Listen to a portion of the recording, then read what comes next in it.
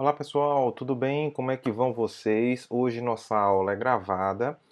Nós continuaremos o conteúdo. Estou deixando aí o link da aula, certo? No Moodle, no nosso perfil da disciplina de Direito Tributário. Espero que vocês estejam bem. Hoje continuaremos as nossas atividades. Lembrando que eu deixei um link com um questionário que eu falei para vocês semana passada que vai valer alguma bonificação de nota, onde vocês vão escolher um município e a partir dessa escolha vocês vão responder aos outros questionamentos. Certo? São 6 questõezinhas a respeito da receita, da despesa, certo? Da receita originária, da receita que os municípios arrecadam, certo? E da despesa que os municípios realizam. Então eu coloquei mais ou menos aí 35 municípios, não é?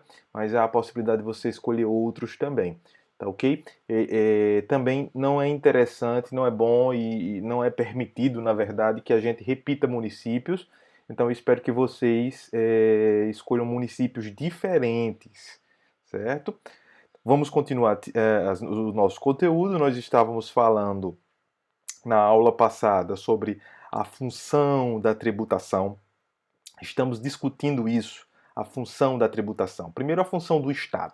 A função da tributação advém dessa função ou das funções do Estado. Então, o Estado, certo, na concepção moderna de Estado, certo, um Estado democrático de direito, certo, um Estado sustentado por uma Constituição, tem limites para tributar. Nós vamos ver isso com mais profundidade, isso é importante.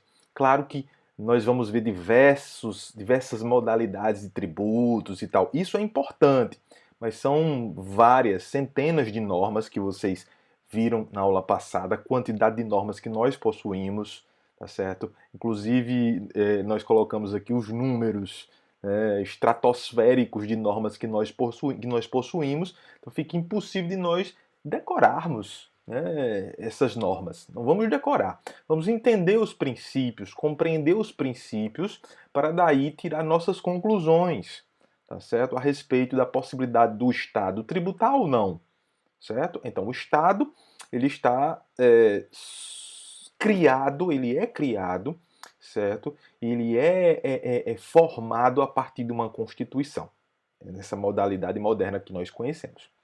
Então, vamos para a nossa apresentação. Colocar aqui o slide para nós, ok?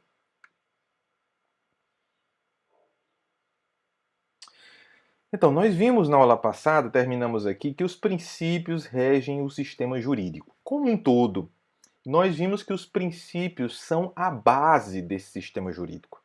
Então, para que esse sistema jurídico ele ocorra de forma a buscar justiça, que essa é a finalidade primeira e última do direito, a busca pela justiça e não da satisfação do próprio direito, não é o direito pelo direito, não é o Estado pelo Estado, não é a instituição pela instituição. Existe um fim para tudo isso estar presente entre nós.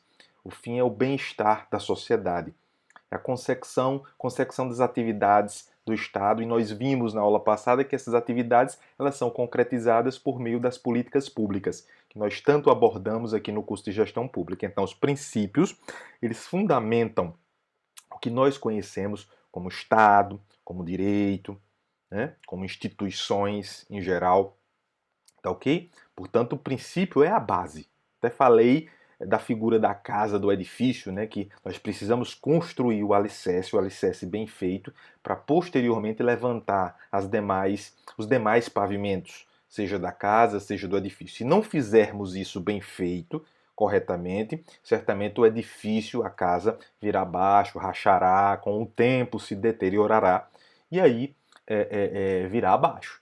É preciso ter fundamentos, ter princípios. Por quê? Porque num sistema jurídico aberto como o nosso, onde nós interpretamos muitas normas jurídicas, nós discutimos isso nos tribunais, há uma discussão forte, certo, de alguns detalhes importantes das relações sociais nos tribunais, certo? Nosso sistema, de certo modo, ele é aberto.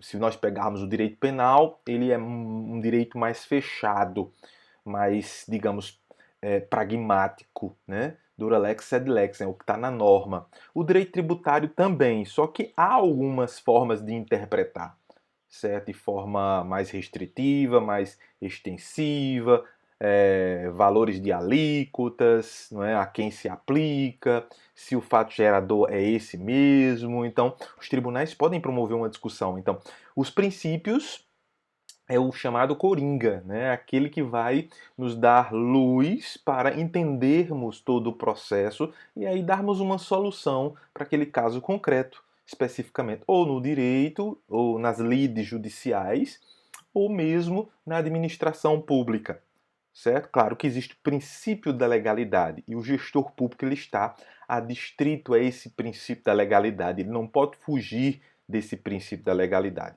Ele tem que, na verdade, buscar esse princípio da legalidade, porque essa é a finalidade do gestor público, fazer políticas públicas dentro da legalidade, dentro das normas do jogo, dentro das regras do jogo. Né? Ele tem uma função diferente de um juiz. Um juiz ele pode interpretar, ele tem uma maior liberdade. Ele não é quem executa as políticas públicas. Ele pode até decidir sobre as políticas públicas, mas ele não faz políticas públicas. Portanto, os princípios são base. Agora, em termos de direito tributário, nós temos um processo de tributação, um processo chamado processo tributário, que tem como finalidade a cobrança. Cobrança para que o Estado, seja ele um ente municipal, um ente estadual ou um ente federal, ou distrital, no caso do Distrito Federal, ele possa ter condições de financiar, se autofinanciar, financiar as políticas públicas. Portanto, o Estado ele sistematiza, ele organiza, certo? Essas formas de cobrança, tá ok? Agora, como é que ele faz isso? Nós vimos, inclusive eu deixei um vídeo para vocês, vocês viram esse vídeo, certo? E lá nesse vídeo fica claro a história da tributação. A história da tributação. Como é que começa, né, o Estado com sua... O Estado não, né?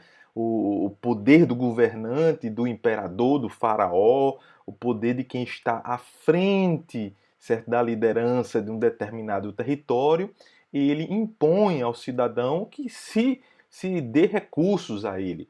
Recursos para quê? Para quem? São essas as perguntas que foram sendo aprimoradas as respostas ao longo do tempo. Hoje nós sabemos que é para o bem comum da sociedade, não para a satisfação do governante, embora alguns governantes, alguns agentes públicos, eles entendam ainda de forma ilegal que é para a sua satisfação, a satisfação dos seus familiares, a satisfação de quem está ao seu redor, a satisfação do seu grupo de amigos, da patotinha, né, do grupinho. Mas não é isso. Satisfação é a mais ampla possível. Claro que não dá para você satisfazer 100% da sociedade. Há interesses que vão ser contrariados, claramente. Governar é contrariar interesses, muito mais do que beneficiar a maioria. Muitas vezes você não consegue beneficiar a maioria. Então, é preciso, por exemplo, no caso do Brasil hoje, nós temos uma situação bastante paradoxal, né? Você impõe sacrifícios para a maioria da população, enquanto uma minoria, mas minoria mesmo, que ganha acima de 30 mil reais, não é sacrificada. Principalmente a classe política não se coloca no meio desse sacrifício. Ou nem se indica, nem se coloca uma limitação dos subsídios dos parlamentares, seja na esfera federal, estadual ou municipal. Quer dizer, é preciso todos fazerem sacrifício. Não é possível você impor um sacrifício à classe média e um sacrifício a quem é pobre. Tá certo? Então, aquela mesma lógica da França pré-revolução francesa, onde a terceira camada do Estado, aquela camada mais pobre ou intermediária, que sustenta toda a estrutura. Então, nós temos uma situação como essa. Agora, hoje nós temos um poder institucionalizado, uma força institucionalizada que vai impor, entre aspas, através da legalidade, essa cobrança, né, de receitas, que se traduz em cobrança de impostos. Tá certo? Então, portanto, o Estado exerce um poder de polícia e esse poder de polícia é uma força legítima. Esse poder de polícia é uma força legítima. Não confunda esse poder de polícia com a polícia militar, a polícia civil, a polícia federal. Isso faz parte das prerrogativas do Estado e desse poder de polícia mais amplo. Então, o Estado possui um poder, na verdade, legítimo, um exercício desse poder legítimo, da força, né? Que antes você tinha uma força imposta, hoje você tem uma força estabelecida em parâmetros, com regras. Como pode ser exercida essa força, até que ponto ela é legítima e a partir daquele ponto ela não é mais legítima, ela passa a ser abusiva. O exercício passa a ser abusivo. Portanto, é preciso analisar cuidadosamente para entender se o poder está sendo exercido de forma abusiva ou de forma legítima. Então, não existe um poder ilimitado.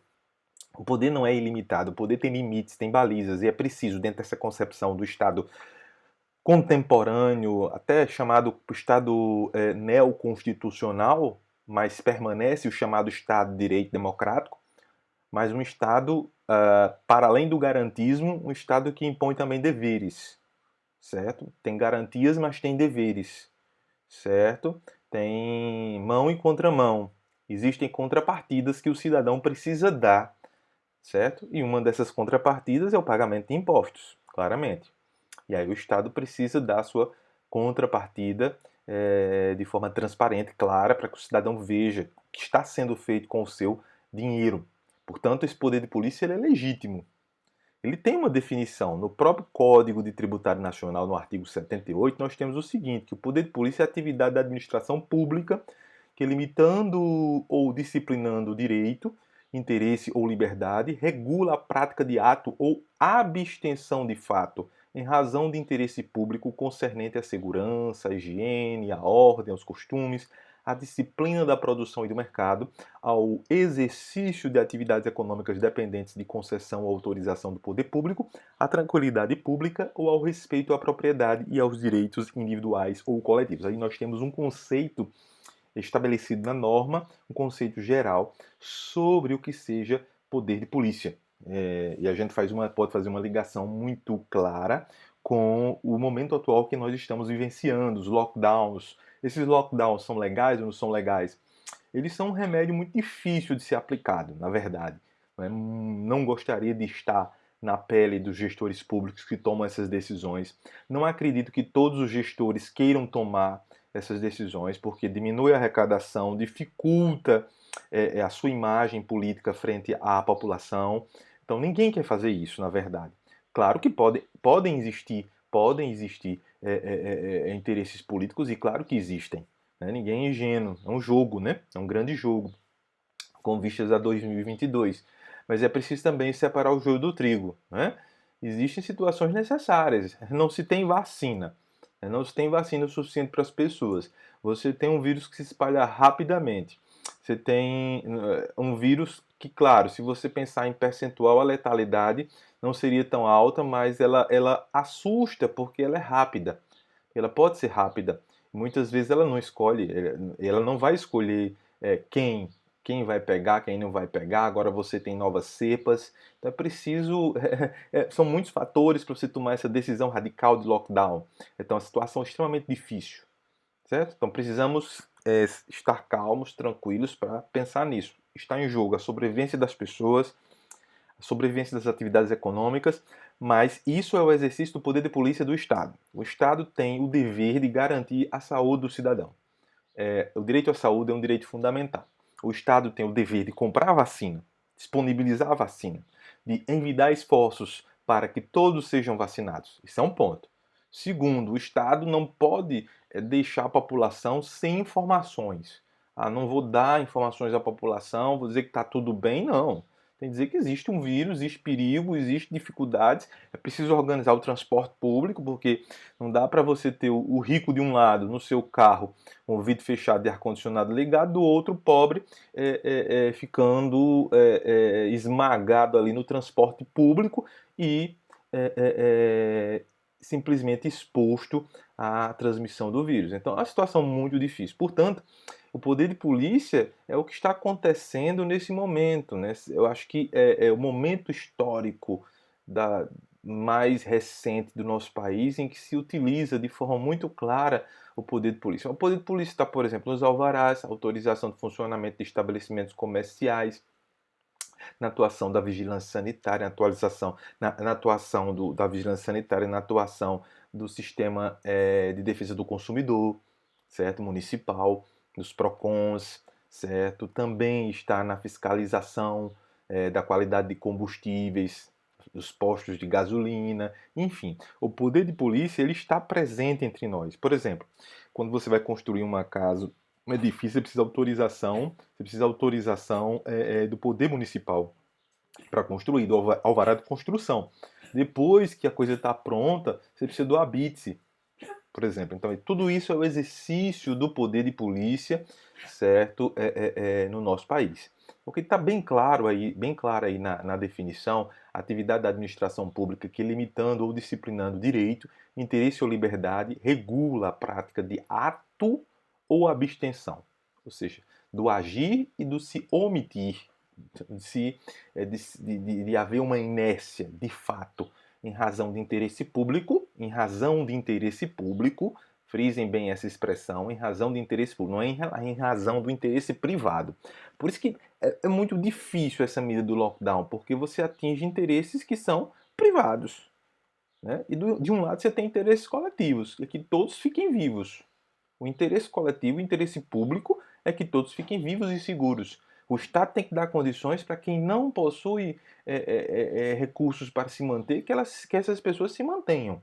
Aí é um dever do Estado, em razão do interesse público concernente à segurança, à higiene, à ordem, aos costumes, à disciplina da produção e do mercado, ao exercício de atividades econômicas dependentes de concessão ou autorização do poder público, que eu falei o alvará, por exemplo, à tranquilidade pública ou ao respeito à propriedade e aos direitos individuais ou coletivos. Vejam bem, então quando eu falo aqui, por exemplo, na aula passada eu falei para vocês, mencionei que o Estado é o mediador. O Estado vai ser o mediador dessas relações da sociedade, do Estado. Então, o Estado é quem vai ser o árbitro. Ele precisa exercitar essa função de arbitragem. Ele é um árbitro por natureza das relações sociais e sim, ou seja, o Estado representado pelo Poder Judiciário, que vai dizer o direito, que vai dizer quem tem razão, o Estado representado pelo Poder Legislativo, na sua função legislativa, que vai elaborar normas para o desenvolvimento dessas relações dentro de uma paz social, e o Executivo, que vai administrar todos esses fatores para consecução das políticas públicas, tá ok? Portanto, o Estado precisa de recursos, naturalmente. Agora, é necessário a gente fazer as perguntas: para quê, para quem, para onde? Para quê? Vai ser utilizado em quê? Para quem? Certo? Direcionado para que pessoas? O interesse público precisa estar como primeiro ponto a ser considerado. Para onde? Onde vai ser gasto esse recurso? Esse recurso tem que origem? Para onde vai? Tá ok? Portanto, há um processo de arrecadação, um processo de receita. Na atividade nossa aí que nós deixamos no Moodle, a gente busca abordar isso. Há um processo de arrecadação, onde o Estado busca recursos para a realização das suas atividades finalísticas, que é justamente manter a paz social, conceder, concretizar o bem da coletividade, o bem-estar da coletividade, através de políticas públicas, tá ok? Portanto, nós temos uma dicotomia aí necessária, que nós vimos que ela é abordada por um outro ramo do direito chamado direito financeiro, que até o direito tributário estaria incluído como sub-ramo desse ramo do direito financeiro. Só que hoje a interpretação é que o direito tributário ele é um ramo do direito autônomo. Ele possui regras próprias, principiologia própria, tá certo? Então ele já é um ramo do direito autônomo que está em diálogo permanente com o que nós conhecemos como direito financeiro, que vai regular a receita e a despesa do Estado. Orçamento, receita, despesa do Estado. Nós vimos que essa receita ela entra justamente no Estado, seja no plano municipal, estadual ou federal, e essa receita deve ser gasta conforme um cronograma previsto no orçamento. Né? Há todo um esquema, todo um planejamento que precede o orçamento. O orçamento não é a peça de planejamento, não é a peça para planejamento, é a peça para execução. O orçamento é uma peça de execução, que é originada a partir de um planejamento do Estado. Um planejamento plurianual, por exemplo. Existe um planejamento a cada 4 anos, então se faz um planejamento a curto, médio e longo prazo, certo? E a partir daí, as peças orçamentárias, através da Lei de Diretrizes Orçamentárias, LDO, de cada ente estatal, vai ser produzido com base num planejamento. Então, eu não acredito que um orçamento vai ser bem executado se não houver planejamento. É preciso que haja planejamento para que exista uma boa, uma satisfatória execução, ou pelo menos uma mínima execução orçamentária. Claro que reveses, crises acontecem. E é preciso pensar no plano B também. É preciso trabalhar com cenários. Acho que a grande dificuldade do Brasil está nesse momento do planejamento, certo? E de se trabalhar com cenários, né? E parece que o setor público ele não tem, e aí é uma fala para os dirigentes, para os líderes, que é preciso trabalhar com sua equipe a questão do planejamento a curto, longo e a curto, médio e longo prazo. E agora com a pandemia, nós visualizamos a necessidade de pensarmos em cenários de crise. Cenários de crise. Pensarmos em entender como está funcionando o contexto atual, certo? E buscar priorizar o que é prioritário. O que é prioritário, tá certo? É preciso priorizar o que é prioritário. Há muitos gastos que não são necessários no nosso estado.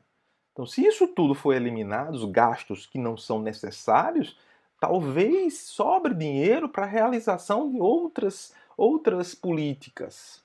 E políticas que são essenciais para o povo. Preciso eliminar os gargalos da nossa administração pública, que são principalmente os privilégios de uma casta, de uma determinada casta do setor público, que aí se inclui os políticos, por exemplo. Os políticos não estão de fora. É preciso que a atividade política não seja um meio de vida. A atividade política precisa ser um meio de dar vida às pessoas, um meio de dar uma condição melhor de vida para as pessoas. E não pode ser um meio de vida para o cidadão que está ocupando o mandato. De forma alguma. Tá certo? Portanto, o Estado pode ser comparado a uma empresa? Essa é uma pergunta que eu vou debater com vocês na próxima aula, quando for síncrona. Vamos debater essa pergunta? Vamos pensar nessa pergunta? Certo? Vocês vão ter esse tempo para pensar. O Estado pode ser comparado com uma empresa? Eu vejo muito isso. Né?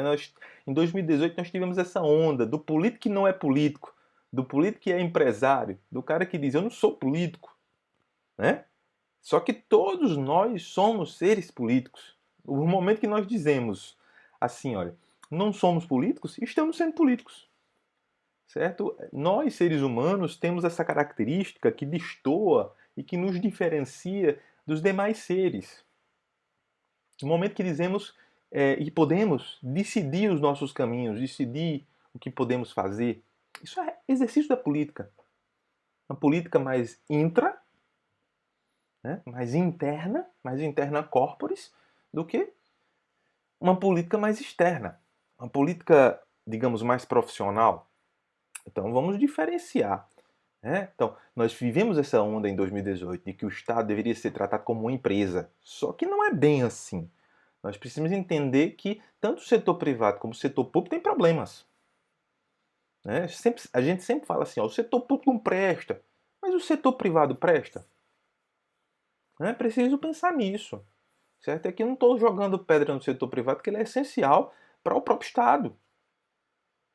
O Estado que nada produz, o Estado que necessariamente ele impulsiona a produção. Ele busca impulsionar a produção. O Estado ele busca impulsionar a produção. O Estado não produz nada. O Estado produz despesa. A verdade é essa. Certo? Então, eu preciso ser um fator positivo no impulsionamento do desenvolvimento das pessoas, das empresas. Portanto, eu não acredito nessa comparação do Estado com a empresa. Em alguns pontos, a gente pode aproveitar alguns elementos que a empresa ou que o setor privado ele desenvolve, por exemplo, a eficiência produtiva, Nós precisamos ter indicadores de produtividade do setor público. Isso, para mim, é fundamental. Como é que nós vamos medir a eficiência do serviço público? Como é que nós medimos a eficiência da companhia de águas? Como é que nós medimos a eficiência da companhia pública de gás? Como é que nós medimos a eficiência da Petrobras? Como é que nós medimos a eficiência dos Correios e Telégrafos? Como é que nós medimos a eficiência da Universidade Federal de Campina Grande? Das universidades federais? Então, eu acho que é preciso a gente aplicar aquele princípio que nós vimos em direito administrativo, lá no artigo 37, o princípio da eficiência, na prática. Eu acho que todo servidor público que trabalha corretamente, ele não tem medo de ser avaliado. Certo? Então é preciso a gente colocar isso na prática e colocar para o cidadão o que está acontecendo de forma transparente. Olha, a informação está aqui. Né? Quando eu coloquei para vocês na atividade que está disponibilizada aí no Moodle, coloquei para vocês a possibilidade de vocês pesquisarem em bancos de dados, no Sagres, na Secretaria do Tesouro Nacional e outros bancos de dados que possam existir, que deem aquelas informações. E que o cidadão pode ter acesso, qualquer cidadão pode ter acesso a essas informações e avaliar como estão as contas do seu município. Então acredito que é muito perigoso comparar totalmente o Estado a uma empresa. É preciso aproveitar o que há de bom na empresa. Coisas boas existem na atuação da atividade privada. Ok? Agora, outra pergunta importante: existe algo gratuito na sociedade? O que é que vocês acham? Vocês podem comentar também no chat do YouTube, do link aí do YouTube, podem comentar. O que vocês acham? Existe algo gratuito na sociedade? A sociedade, ela disponibiliza algo gratuito, certo? Isso que nós estamos fazendo aqui, vocês estão estudando numa universidade pública gratuita de qualidade. É gratuita? Está correto isso? Eu entendo que não. Não há gratuidade. Pagamos indiretamente. Não pagamos diretamente todo mês com boleto. Ah, tem um boleto aqui de mensalidade da universidade, que é o sonho de muitos liberais, né? Cobrar mensalidade nas universidades públicas. Eu já sou favorável a que a educação como um todo ela seja gratuita. Como um todo. Educação é a finalidade básica do Estado. Preciso fortalecer a educação primária, a educação secundária e termos a educação superior como sendo aquela produtora de conhecimento novo, de inovação, de sustentação da produção de conhecimento, de produto que tenha valor agregado para o mundo inteiro. Porque quem não tem conhecimento, quem não detém conhecimento hoje no mundo, está morto. O país que não detém conhecimento para a produção de inovação, ele está morto, ele está aniquilado. O saber é a grande moeda hoje. O saber que produz informações. E esse conjunto de informações produz bancos de dados. E esses bancos de dados são extremamente valiosos, valem mais do que petróleo. Então existe alguma coisa gratuita, pessoal? Não existe. Essa coisa de universidade gratuita é balela. Você não paga um boleto direcionado para a universidade, mas todos nós pagamos impostos, certo? Que são direcionados para a manutenção dessa atividade do Estado. Certo? São direcionados. Nós vamos ver isso mais claramente na definição do que significa imposto. Você paga um imposto e ele é direcionado conforme o planejamento do ente estatal, que vai transformar esse planejamento em peça orçamentária que vai ser executada. Tá ok? Portanto, não existe nada gratuito na sociedade. Agora, o Estado exerce uma atividade financeira, como eu falei na aula passada. A atividade financeira do Estado é o conjunto de atos voltados para a obtenção, gestão e aplicação de recursos pecuniários ou financeiros nos fins perseguidos pelo poder público. A atividade financeira do Estado é o conjunto de atos voltados para a obtenção, gestão e aplicação de recursos pecuniários ou financeiros nos fins perseguidos pelo poder público. Isso é a atividade financeira que é regulado pelo direito financeiro. E o direito tributário também tem uma participação na compreensão disso como um sistema. Certo? Então, o meio que o Estado usa para estabelecer seus objetivos, seus fins, é através da institucionalização em leis. Então, eu preciso, as leis são instrumentos para a consecução desse planejamento. As pessoas, as equipes em conjunto no setor público vão se reunir e vão discutir o planejamento, seja em forma de orçamento participativo, seja em forma de reunião de equipe mesmo, seja o formato que for. Mas é necessário um processo e uma rotina, na verdade, muito mais uma rotina de planejamento naquele ente estatal. Então, o meio que o Estado usa para estabelecer seus objetivos, seus fins, é através da institucionalização em leis. Então, as leis devem traduzir essa vontade em cumprir o interesse coletivo, o interesse público, tá ok? O Estado necessita captar recursos materiais, que vocês viram aí na atividade. Quais são as fontes de receita? Quais são as fontes de recurso? Então, o Estado necessita captar recursos materiais para manter sua estrutura, disponibilizando ao cidadão contribuinte os serviços que lhe competem, né? Como autêntico provedor das necessidades coletivas. O Estado necessita captar recursos materiais para manter sua estrutura, disponibilizando ao cidadão contribuinte os serviços que lhe competem, como autêntico provedor das necessidades coletivas, necessidades públicas, tá ok? Qual a principal fonte de recursos para manter o Estado, pessoal? Qual é a principal fonte de recursos, portanto, vocês já sabem, é a cobrança de impostos, não tem outra fonte. Cobrança de impostos. E a gente vai ver as modalidades, contribuição de melhoria, taxa, né, preço público, o que significa cada nominho desse aí, cada expressão dessa aí. O direito tem como papel normatizar, pavimentar esse caminho para que não se transforme numa balbúrdia. Palavrinha muito famosa ultimamente. Então, para não se transformar numa balbúrdia, o direito vai organizar. Claro que o direito ele é produto da interação desses fatores do Estado e dos interesses de determinados grupos. Então, o direito pode ser muitas vezes uma fotografia dos interesses de grupos dominantes, claro, né?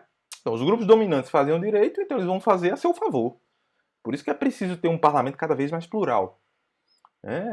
E esse pluralismo partidário está presente a partir do artigo 14 da nossa Constituição, quando se fala de direitos políticos. Então, o pluripartidarismo é um fundamento do nosso Estado Democrático de Direito. Ele só existe se houver pluripartidarismo. Não que exista, não que deve existir um número excessivo de partidos políticos. Para mim, isso não ajuda, isso só atrapalha. É preciso ter partidos que representem os diversos segmentos da sociedade, para que esses segmentos possuem voz, a minoria, a maioria, e que aí você tem uma discussão ampla e se faça e se produza um direito mais coerente com a nossa pluralidade, diversidade de Estado. E o direito tributário em si? O direito tributário tem um papel fundamental na pavimentação desse caminho certo de concretização das políticas públicas. Então, o direito tributário ele deve estar conectado com esse planejamento de um lado e com as políticas públicas do outro. Como se nós estivéssemos aqui no meio, certo? Uma grande estrada, numa ponta da estrada onde nós começamos a caminhada, tem um planejamento. Aí planejamento, orçamento, até chegar à política pública montada e sendo executada, implementada. E depois avaliada. O direito tributário vai pavimentar esse caminho para chegar àquele ali. Então, o direito tributário ele não vai pensar, olha, como é que nós vamos remunerar fulano. Não, isso é importante, porém não é o fim maior do Estado. Certo? Preciso que nós tenhamos serviços públicos de qualidade, servidores públicos preparados, é importante, bem remunerados. Como eu desejo que todos os empregados privados sejam bem remunerados. A solução não está em achatar o salário do servidor, porque na iniciativa privada se ganha menos. Pelo contrário, a iniciativa privada deveria ganhar mais. Talvez por isso que a iniciativa privada force tanto a reforma administrativa para não ter tanta gente querendo ser servidor público, né? Porque se ganha melhor em muitas carreiras, não só em todas. O Poder Executivo Federal é o que pior remunera. O Poder Executivo Federal é o que pior remunera. Os poderes que melhor remuneram são Poder Judiciário, certo? E Poder Legislativo. E aí, um ente que não é poder, mas está adstrito aí, ligado ao Poder Executivo, é o Ministério Público. Remunera bem também. Então, os servidores da carreira do Executivo Federal ganham pouco. Isso que não dizem, né? Porque as pessoas não se detêm no detalhe. As pessoas buscam o superficial para se enganarem certo? E serem enganadas por determinadas pessoas que querem dizer, não, o servidor é perdulário, o servidor é ruim. Não, não são todos, a maioria trabalha muito. Agora, tem uma minoria que apodrece o cesto. Tem uma minoria que é aquela maçã podre, que precisa ser retirada. É aquele cancro, é aquele câncer que precisa ser retirado. Só que muitas vezes tem a conivência dos gestores, né, de gestores, chefes, que não fazem essa depuração. É difícil, muito complexo. Não se pode generalizar de forma alguma. Então, o direito tributário tem essa finalidade. A finalidade não é de confisco, não é de retirar recursos do cidadão para que ele se empobreça. Tá, ok? O direito tributário é o conjunto de normas que regula o comportamento das pessoas de levar dinheiro aos cofres públicos. Não é por meio de doações, por meio de pagamento de tributos, que tem um fato gerador específico que a gente vai ver daqui a pouco. O fato gerador, ou seja, o que cria, o que origina a obrigação tributária, a obrigação de você pagar imposto. Então, ramo didaticamente autônomo do direito, integrado pelo conjunto de proposições jurídico-normativas que correspondam direta ou indiretamente à instituição, arrecadação e fiscalização dos tributos. Então, repetindo, o direito tributário é o conjunto de normas que regula o comportamento das pessoas de levar dinheiro aos cofres públicos, é o ramo didaticamente autônomo do direito, integrado pelo conjunto de proposições jurídico-normativas que correspondam direta ou indiretamente à instituição, arrecadação e fiscalização dos tributos. Portanto, o objeto do direito tributário é o processo de tributação, é o tributo. Esse é o objeto. Quanto ao objeto do direito financeiro, é receita, despesa, essa dinâmica, orçamento. O direito tributário, o objeto de estudo dele é esse processo tributário, é o tributo em si. Como é que se dará essa cobrança? Se não pagar, como será feito? Ok?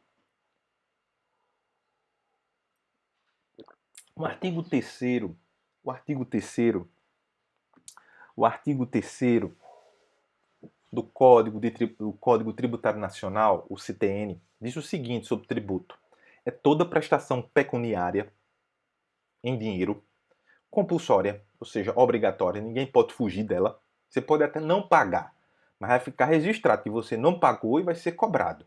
E deve ser cobrado em moeda ou cujo valor nela se possa exprimir que não constitua sanção de ato ilícito, instituída em lei e cobrada mediante atividade administrativa plenamente vinculada. Então, sanção de ato ilícito não é tributo.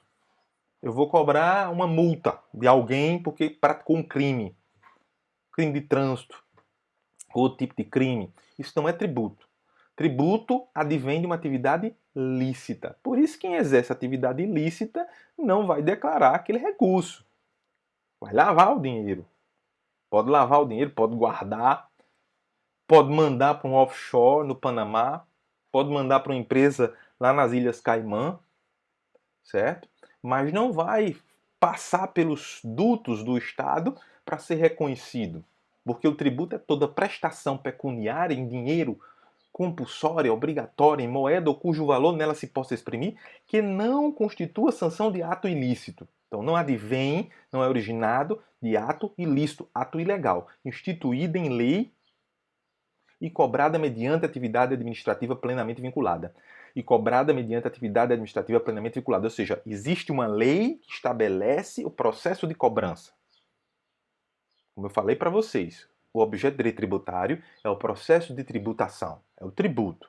Então, esse processo de tributação está previsto em lei para toda atividade ilícita.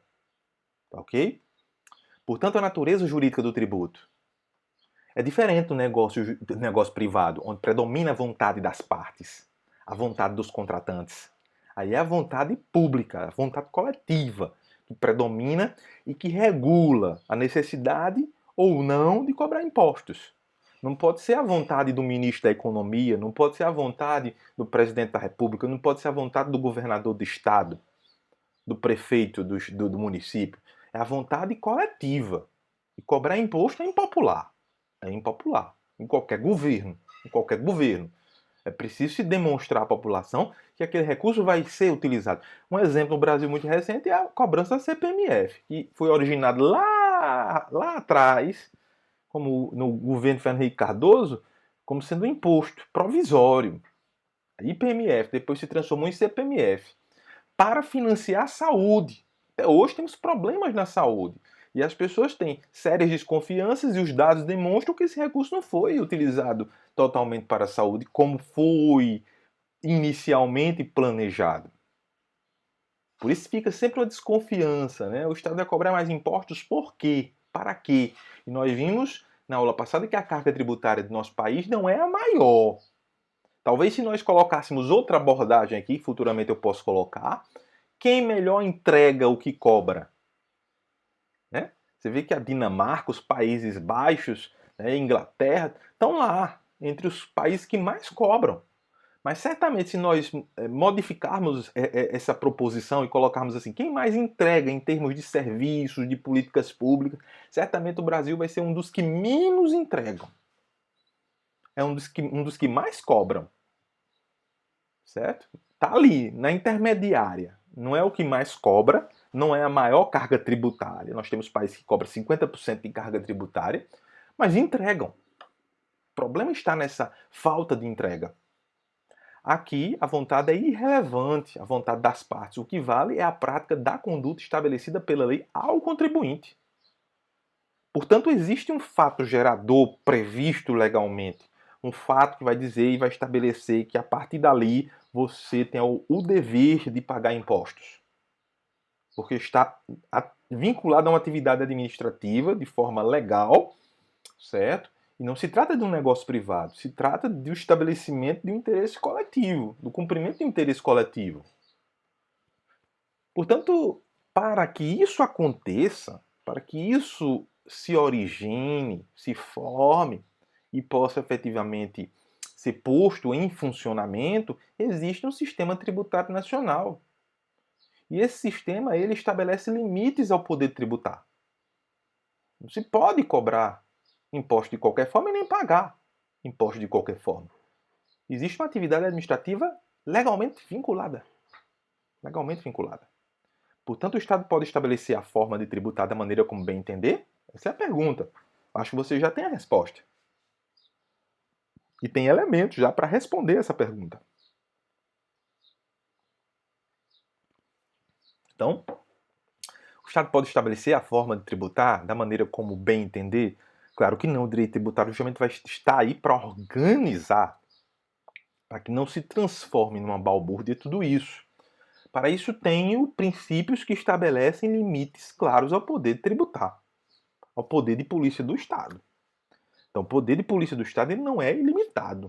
Ele tem parâmetros, ele precisa de parâmetros, certo? Então, para tributar uma sociedade, eu preciso seguir princípios.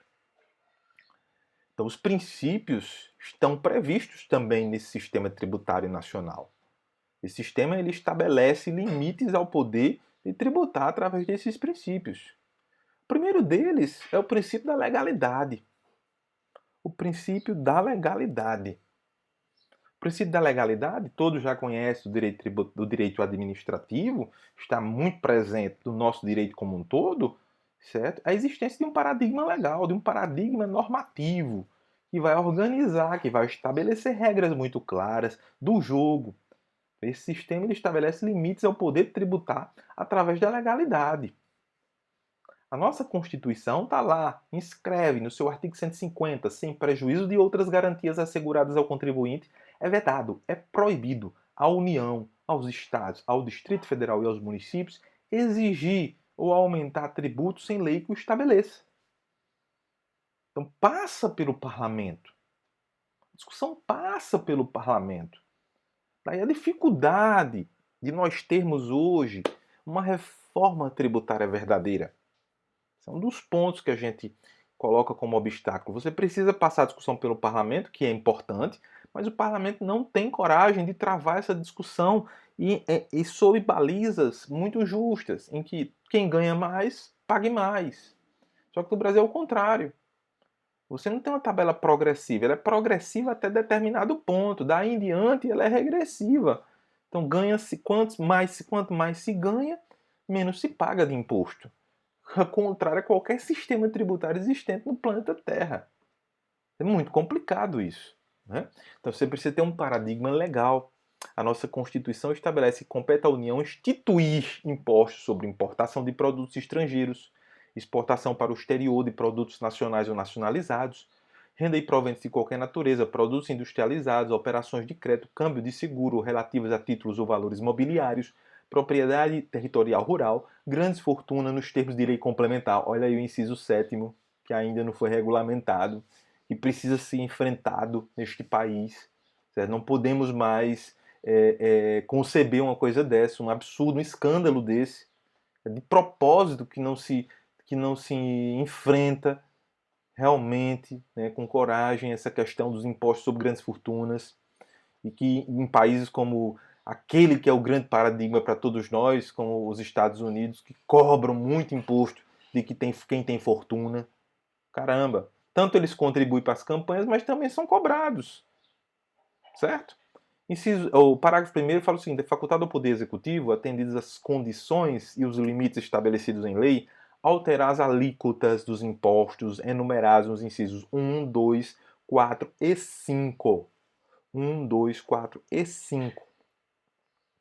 Então, pode ser estabelecido, atendidas as condições e os limites estabelecidos em lei. Princípio da legalidade. Mais uma vez. Então, o Supremo Tribunal Federal já estabeleceu que não cabe delegação em matéria sujeita à reserva legal. Então, se eu tenho um estabelecimento, se foi estabelecido que aquele meu ato vai ser regido por lei, eu não posso delegar para outra pessoa. Porque existe o princípio da reserva legal, certo? Ou seja, a lei reservou para determinada pessoa realizar. Princípio da legalidade. Não posso fugir disso. A emenda constitucional pode instituir tributos ou majorar. Mas aí está dentro do princípio da legalidade. Certo? No artigo 150 nós temos lá, parágrafo 6º, qualquer subsídio ou isenção, redução de base de cálculo, concessão de crédito presumido, anistia ou remissão relativos a impostos, taxas ou contribuições, só poderá ser concedido mediante lei específica. Mediante lei específica, está grifado aí, mediante lei específica, o princípio da legalidade federal, estadual ou municipal, que regule exclusivamente as matérias acima enumeradas ou correspondente tributo ou contribuição sem prejuízo do disposto no artigo 155, parágrafo 2º, inciso 12, letra G. Princípio da igualdade ou isonomia. Todos são iguais perante a lei. E aí estou finalizando a aula de hoje, tá certo? Princípio da igualdade ou isonomia. Todos são iguais perante a lei, porém, uns são mais iguais do que outros, há diferenças materiais na sociedade. Ninguém é ingênuo para dizer que todos são iguais. De fato, na verdade, nós sabemos que não, certo? Não são. Existe uma ficção jurídica, né? Uma igualdade formal. Então, é preciso, através da tributação, você ter instrumentos que possam redistribuir renda para igualar ou para diminuir essa diferenciação fática. Então, observem bem, existe uma diferença fática entre as pessoas, de renda e em outras searas. Mas a lei coloca que todos são iguais perante a lei. Ou seja, uma igualdade formal. Então, a tributação tem que ser um instrumento para superar essa desigualdade. Tá ok? Exemplos de tratamentos desiguais legais. Tratamento favorecido às micro e pequenas empresas de pequeno porte. Tratamento favorecido às micro e empresas de pequeno porte. Isenção de IPI para taxistas e portadores de deficiência física na aquisição de veículo. Isenção de IPVA para os proprietários de veículos destinados ao transporte escolar. Veja, algumas atividades que são escolhidas diante da sua importância e fragilidade, certo? E aí, para impulsionar determinados negócios, certo? Na época do governo Lula, né, do governo Dilma, algumas taxas, algumas isenções que hoje são criticadas, certo? Porque você aumentou despesa, mas diminuiu receita, certo? Quer dizer, naquele momento ali foi maravilhoso porque você impulsionou os empregos. Mas aí no momento posterior você colheu os resultados. Porque aí quando você diminui essa atividade econômica frenética, você diminui a receita. Diminui a tributação, diminui a receita. Não tem milagre. Certo? Claro que ali você tem uma atividade pujante econômica que acabava, de certo modo, cobrindo aquele prejuízo, que depois ele foi descoberto. Certo? Então é preciso ter um equilíbrio nessas ações de concessão dessas isenções para os empreendimentos e tal. É preciso ter um sistema tributário justo. Por isso que para resolver todos esses problemas e você não ficar dando assim, vou beneficiar uma determinada classe em detrimento de outra, vamos fazer uma reforma tributária de verdade. Depois da reforma política, é a reforma mais importante que nós temos. A mais importante é a reforma política. Logo em seguida, a reforma política é a reforma tributária. A reforma política não vai acontecer. Não vai acontecer porque os políticos não querem.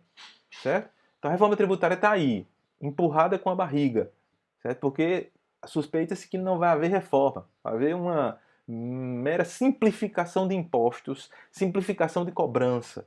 Dentro daquela perspectiva que eu mostrei para vocês, que é preciso ter um setor de 200 empregados em determinadas empresas só para gerenciar o setor de tributação, organizar os impostos da empresa, pagar os impostos. Então, é preciso simplificar? É, mas é preciso também tributar quem deve ser tributado, a maior. E diminuir a carga tributária de quem gera, certo? Muitos empregos. Claro, claro, é preciso dar uma colher de chá. E não dar dispensa tributária, falando de forma bem popular. E não conceder milagre com chapéu alheio. Porque quando o governo deu aquela isenção de IPI, acabou prejudicando os municípios na ponta. Porque aí quando você isenta de IPI, você diminui a receita dos municípios dentro do fundo de participação. Então é muito perigoso tudo isso, porque é um sistema, está tudo interligado. E somos uma federação. E precisamos exercitar cada vez mais o modelo de federação cooperativa, onde a gente aprenda a se ajudar um ao outro e a União possa coordenar todo esse processo e não se retirar do processo e deixar os estados e municípios abandonados. É preciso ter uma união, uma coordenação, uma cooperação. Isso é fundamental para que a gestão pública de qualidade e eficiente aconteça. Então, portanto, você precisa repensar, certo, esses tratamentos, esses favorecimentos, esse tratamento de favorecimento ou favorecidos, ou tratamentos favorecidos, que foram realizados no país ou que são realizados agora, certo? E essas isenções deixaram um rombo que precisa ser suprido de algum lugar. Essa é uma questão. Ao mesmo tempo que você precisa equilibrar as contas públicas, você precisa gerar desenvolvimento, impulsionar desenvolvimento. Certo? As duas coisas. Tá certo? Algumas inconstitucionalidades. Primeiro, o estabelecimento de isenção de PVA para determinadas cooperativas de táxi. Foi questionado e foi considerado inconstitucional, porque quebrava o princípio da isonomia. Isentar o servidor público do pagamento de IPTU, quebra o princípio da isonomia. Isentar membros do Ministério Público ao pagamento de custos judiciais, notariais e congêneres, também quebra o princípio da isonomia. E o princípio da irretroatividade, que fica para a próxima aula. Ok? Então, na próxima aula, a gente continua com o princípio da irretroatividade. Alguma dúvida, pessoal? Alguma pergunta? Certo? Para complementar a aula de hoje, nós temos a atividade, tá ok? A carga horária que vocês vão utilizar para o desenvolvimento dessa atividade complementará a atividade de hoje, tá ok? Então, espero que vocês tenham um bom final de semana. Qualquer dúvida, deixa no chat aí do YouTube, certo? Manda para a gente também na plataforma do Moodle, certo? Quem não tem acesso ainda ao Moodle, busque informações através da coordenação da Pró-Reitoria e também tem o apoio técnico do STI, né? Quando você vai abrir lá o Moodle, tem um linkzinho ali, na parte de baixo, inferior do site, tem um link que direciona você para esse apoio técnico do Sistema de Tecnologia da Informação da UFCG, do STI, tá ok? Pois um abraço, até a próxima.